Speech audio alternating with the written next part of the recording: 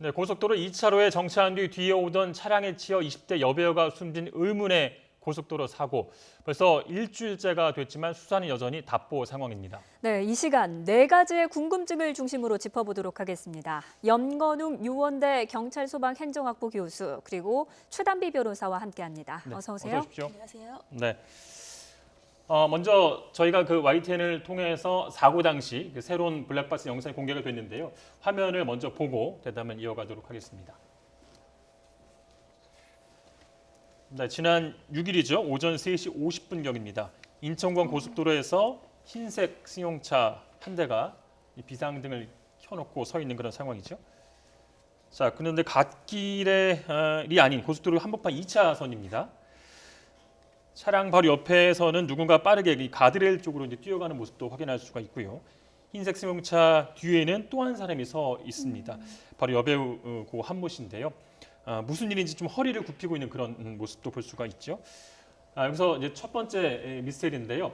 이 잘 달리던 차량이 왜 고속도로에 멈춰 서 있었는가? 더욱이 이 100km 시속 100km가 속도로 달리는 그 새벽 시간이었는데요.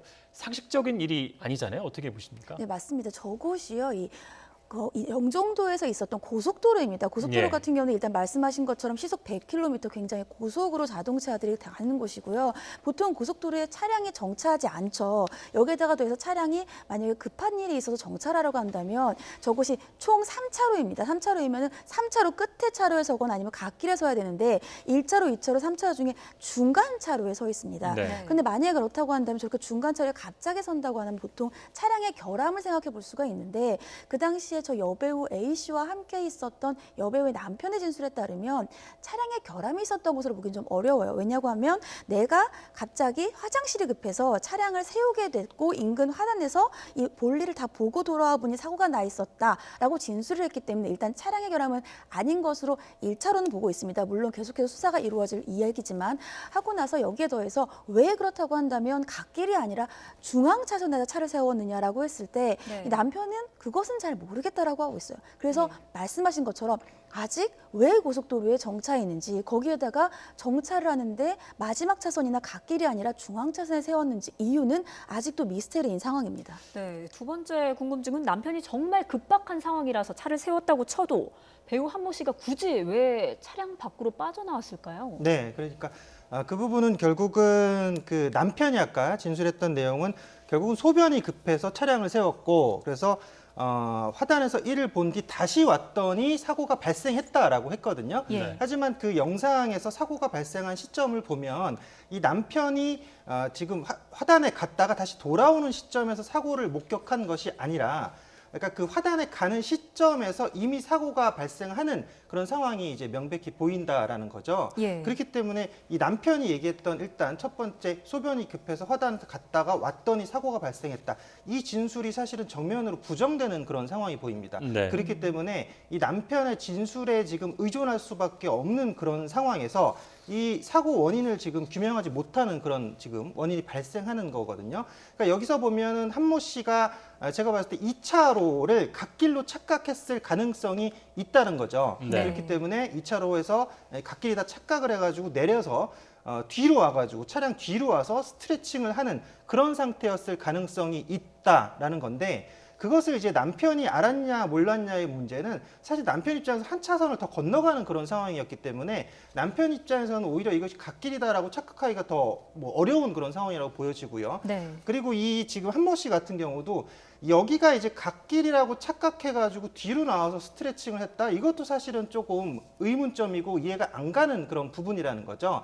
그렇기 때문에 여기에 지금 음주 상황이지 않았냐라는 그런 또 추측들이 지금 나오고 있는데 그 부분에 대해서 이 두 부분은 다른 부부들과의 어떤 술자리 모임을 했던 그런 상태였습니다. 근데 네. 남편이 여기서 지금 나는 술을 마셨다. 하지만 부인은 한모 씨는 지금 술을 마셨는지 모르겠다. 근데 같은 자리에 있었잖아요. 같은 자리에 있었다는 네. 거죠. 그렇기 때문에 이 부분도 사실은 진술에 지금 신빙성이 조금 의심이 가는 그런 부분입니다. 그래서 여기 이제 음주를 했냐 안 했냐의 여부에 따라서도 조금 이 행동 패턴이 좀 이해가 갈 수도 있는 거거든요. 네. 만약에 음주를 했다라고 하면 지금 갓길에 세워졌던 것을 합리적으로 판단을 못하는 상태에서 여기 갓길이다 착각을 해서 나와서 스트레칭을 했던 그런 상황일 가능성도 사실 존재한다는 거거든요. 근데 이 부분은 이제 남편의 진술에 지금 의존하고 있기 때문에 이 사실은 처음부터 아마 그럼 남편의 진술에 의존하지 말고 여기 같이 갔던 그 술자리에 있던 그 음식점 거기에 있던 종업원들이라든지 사장 또는 같이 갔던 지인들 조사해 보면은 지금 한모 씨의 음주 사실도 좀 확인을 할 수가 있을 것 같았거든요. 네. 근데 이 부분은 지금 경찰에서 좀 조사를 하고 있다라고 하니까 이 부분이 좀 밝혀지면 결과적으로 이 행동이 지금 왜 이렇게 했을까라는 대목이 조금 이해가 될 수도 있는 부분이라고 보여집니다. 이제 처음에는 구토를 하지 않았나라는 그 의견이 네. 있었는데 네. 구토한 흔적은 발견되지 않았고요. 그러니까 지금 술을 마신 걸로 네. 지금 오해가 된, 뭐 추정이 되는 그런 상황에서 뒤로 나와서 구토를 하지 않았냐, 그러니까 앉아서 있던 그런 모습이 구토를 하는 행위가 아니었냐라는 그런 의문들이 있었는데 경찰에서 조사한 바로는 지금 구토 자국은 전혀 없다. 그렇기 때문에 네. 구토라는 흔적은 발견되지 않았다. 라고 네. 지금 얘기를 하고 있습니다. 일각에서는 무엇을 좀 찾고 있는 모습 아닌가, 뭐 차 열쇠라든가 그런 의견도 있는데요. 어떻게 보십니까? 저 부분이 이제 왜 처음에 구토라고 이제 의혹이 제기됐냐 하면 지나가는 차량에서 이 블랙박스 영상을 제공을 했는데 그 네네. 영상에 녹음이 돼 있는 네. 거에서 저 혹시 그러한 상황 아니냐 이렇게 얘기를 된 것인데요. 왜 그러면 저 뒤에서 혹시 구토를 한 것이냐 아니면은 무언가를 찾는 것이냐는 얘기가 나오냐 하면 저희가 혹시 갓길이라고 하더라도 보통은 고속도로에 차를 세웠을 때에는 차량 밖으로 잘 나오지 않는다거나 나와도 차량의 앞쪽으로 가서 서 있습니다. 왜냐하면 뒤에서 고속으로 달려온 차들이 있기 때문에 차량 뒤가 굉장히 위험하거든요. 그래서 굳이 저렇게 차량 뒤로 나와 있을 이유가 무엇이 있었는가. 그런데 남편은 또 그것을 전혀 모르겠다고 하고 있고요. 근데 이런 남편의 진술이 조금 신빙성이 떨어지는 게 앞서서 이 염건은 교수님께서 여러 개를 지적하셨지만 일단 사고 소리를 못 들었다라고 남편이 이제 경찰에서 조사해서 진술을 했습니다. 근데 1차로를 하나를 거쳐서 나가는 과정에서 사고가 났고요. 그렇다고 한다면 빨리 달리는 차량들이 멈춰서 사고가 날 때에는 브레이크를 밟는 소리들이 나기 때문에 그것을 못 들었다고 하는 것이 사실상은 조금 납득이 어렵고요. 그렇기 때문에 지금 이게 의문인 겁니다. 거기에다가 글쎄요, 여러 가지 미스터리들이 있기 때문에 향후의 경찰 조사가 더 필요해 보이고 지금 부검 결과를 좀 지켜보고 있는 상황입니다. 네, 그런데 지금 기대할 것이 남편의 진술밖에는 거의 없는 상황이기 때문에 이런 경우에는 경찰에서 거짓말 탐지기 조사라든지 이런 것도 실시를 합니까? 지금 현재 남편의 진술이 가장 중요하죠. 왜냐하면 그 당시 상황을 가장 잘 아는 사람이기 때문에 남편의 네. 진술에만 의존할 수는 없습니다. 왜냐하면 남편의 진술이 여러 가지로 조금 의문이 풀리지 않는 진술이기 때문에 그래서 현재 경찰은 그 당시에 지나가는 차량들의 블랙박스들이 있어요. 그런 것들도 지금 확보해서 보고 있다라고 하고 있고 영종도에서 함께 술을 마셨던 장소에 현장 조사도 나가고 있습니다. 근데 저는 남편의 거짓말 탐지기는 이루어지지 않을 거라고 봐요. 왜냐하면 그래요. 거짓말 탐지기는 본인이 동의를 해야 되는데 남편 입장에서는 지금 본인이 진술하고 있는데 이런 진술들의 신빙성이 여러 가지로 의문을 받고 있는 상황에서 굳이 본인이 거짓말 탐지기까지 동의를 하기에는 본인에게는 유리한 정황이 아니라 아마 동의를 하지 않을 가능성이 높다 이렇게 보고 있습니다. 네. 네 번째 미스테리는 이제 직접적인 사망 원인과 책임이 과연 누구에게 있는가인데요. 피해자를 친 택시기사와 SUV 차량 운전자는 모두 경찰에 입건된 그런 상태입니다. 경우의 수가 있는데 피해자가 첫 번째 택시를 치여서 바로 사망했다면 책임은 과연 누가 지는 것인가? 뭐 이런 부분이 있고요. 또 이제 두 번째 운전자도 마찬가지고 어떻게 좀 보십니까? 네, 일단 3차로에서 차량이 하나 가다가 SUV 차량 하나 가다가 그 뒤에 그 차량이 속도를 줄이면서 그 뒤에 있는 택시가 2차선으로 변경을 네. 상태에서 한시를 쳤던 거거든요. 1차 충격이 있었고요. 거기서 이제 한시가 1차로로 다시 충격에서 튕겨 나가면서 1차로에 또 가던 SUV에서 두 번 이제 치인 그런 상황이었거든요. 근데 이 상황은 예전에 2011년에 그 대성시의 사건을 보면 좀 이해가 되실 것 같아요. 거기서 네. 보면 오토바이 운전자가 쓰러져 있던 그런 상태였거든요. 근데 거기서 이 운전자가 생존해 있다라는 것을 밝혀내지 못한다라고 하면 이것은 범죄 혐의가 없다 이렇게 봤던 사건이에요. 그렇기 때문에 그때 대성 씨는 무혐의를 받았던 상황이거든요. 네. 그래서 이 부분은 지금 뭐 법률 전문가들마다 좀 다른 의견들이 있어요.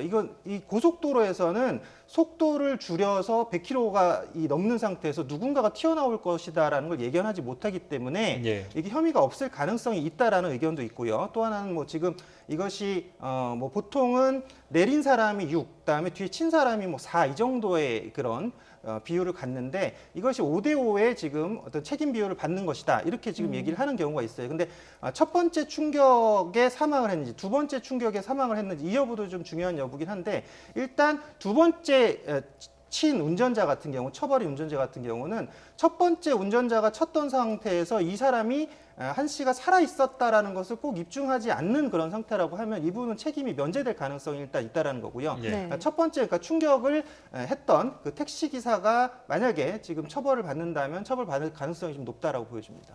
네, 또 부검 결과가 나와봐야 알겠지만 만약에 지금 피해 차량 운전자가 음주 상태였다면 그러면 가해 차량의 처벌 수위라든지 이런 건 어떻게 됩니까? 이것도 영향이 있습니까? 피해 차량이 음주였다고 해서 뒤에 가해 차량의 처벌의 뭐 유무죄가 달라지지는 않습니다. 그래요. 하지만 그 음주운전을 한 상태에서 거기 앞에 차가 멈춰섰고 그러면 차가 멈춰있는 상태에서 저기는 고속도로인데 뒤에 차량이 오다가 만약에 충격을 했다, 사망을 했다라고 하면 고속도로는 일반 도로와는 달리 전방 주시 의무가 조금 감경이 되거든요. 그렇기 때문에 전방 주시 의무가 감경이 되고 상대방 앞 차량에서의 과실 비율이 높아지기 때문에 무죄를 받을 수 있는 가능성은 좀 더 높아지겠죠. 하지만 앞에 있는 차량의 음주 여부 자체가 유무죄에 완벽한 영향을 미치는 것은 아닙니다. 네.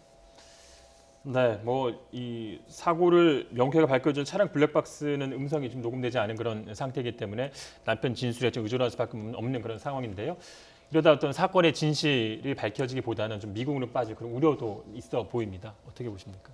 일단은 남편의 진술이 가장 중요합니다. 근데 문제는 그 차량 안에, 그러니까 이 피해자와 피해자의 남편이 탄 차량 안에 블랙박스가 음성이 녹음이 안 됐고 남편의 진술은 진술이 있기는 하지만 수사기관이 봤을 때는 이것을 100% 신빙성 있게 보기는 어렵고 모든 정황 증거가 뭔가 설명을 하기는 어려운 상황들이기 때문에 네. 미국에 빠질 가능성은 높아요. 왜냐하면 주변에 있었던 여러 가지 차량들의 블랙박스라고 해봤자 지금 저희가 보는 저런 블랙박스의 영상인 것이고 저희 영상을 100% 이해하기는 또 어렵습니다. 그렇기 때문에 사망의 결과가 부검은 1차 차량에 치여서 사망을 했는지 아니면 1, 2차 차량을 다 치여서 사망을 했는지 정도가 부검인 것이고 음주의 여부 정도가 부검인 것이지 구체적으로 저기에 왜 정차를 했고 이런 부분들을 부검 결과로 보기는 어렵거든요. 그래서 말씀하신 것처럼 왜 저기에서 멈춰 섰는지까지의 명확한 사망의 동기까지 밝히기에는 조금 어렵지 않나 이렇게 보입니다. 네, 네. 추가적으로 좀 말씀을 드리면 일단 여기 사고 원인은 한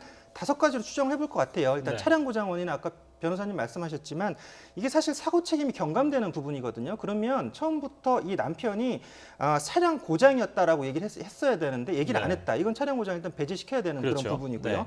그리고 음주운전 같은 그런 경우는 나는 마셨는데 한 씨 부인은 지금 모르겠다라고 했으니까 이 부분은 사실 밝혀내야 되는 부분인데 아마 지금 부검 의뢰가 들어갔거든요. 그러면 네. 이제 부검 결과가 한 2주 있다가 나올 겁니다. 그러면 사실 살아있는 사람의 체열 부검을 하면 사실 금방 밝혀지는데 사망자의 부검에서 이 지금 혈액의 알코올 농도를 밝히긴 굉장히 어려워요. 근데 어쨌건 간에 2주 있으면 아마 음주 여부가 나올 것 같거든요. 네. 그렇게 되면 과연 음주로 인해서 이런 갓길에 말도 안 되는 이런 행동을 하면서 차량을 세워서 이런 사고가 발생했는지 여부가 이제 밝혀질 것 같고요.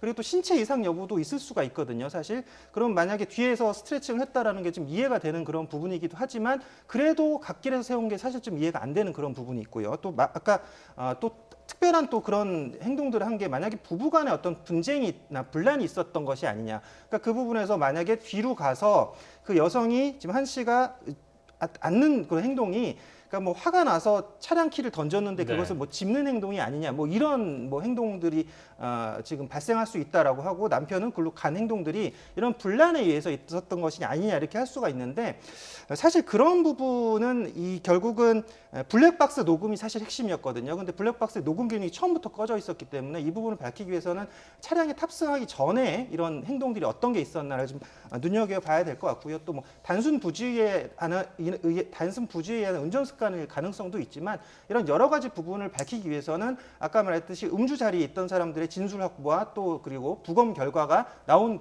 경우가 이제 확보가 되면은 사망 원인을 좀 알고 발생 원인을 알 수 있을 것 같습니다. 네, 네. 많은 분들이 의문을 갖고 계시는 사건의 전말 어떻게 밝혀질지 저희도 주목해 보도록 하겠습니다.